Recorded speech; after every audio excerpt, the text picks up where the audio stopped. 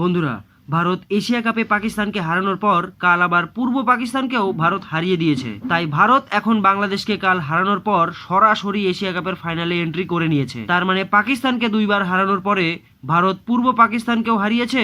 শুধু পার্থক্য একটাই ছিল যে ভারত বাংলাদেশের সাথে ম্যাচ শেষে হাত মিলিয়েছে। তবে ভারত কাল এত ক্যাচ ড্রপ করেছে যে যেন মনে হচ্ছিল তারাই বাংলাদেশের টিম। তবে আজকে বাংলাদেশ আর পাকিস্তানের ম্যাচ সেমিফাইনাল ম্যাচ হবে। আজকের ম্যাচে যে জয়লাভ করবে সে সরাসরি ভারতের সাথে ফাইনাল ম্যাচ খেলবে। তবে কাল যদি অভিষেক শর্মা তার রুদ্ররূপ না দেখাতো তাহলে ভারতের ম্যাচ জেতা কাল অসুবিধাই ছিল। কারণ অভিষেক শর্মাকে ছাড়া ভারতের প্রত্যেকটি প্লেয়ারই কাল টেস্ট ম্যাচ খেলেছে। তবে বাংলাদেশ কাল ভালোই খেলেছে।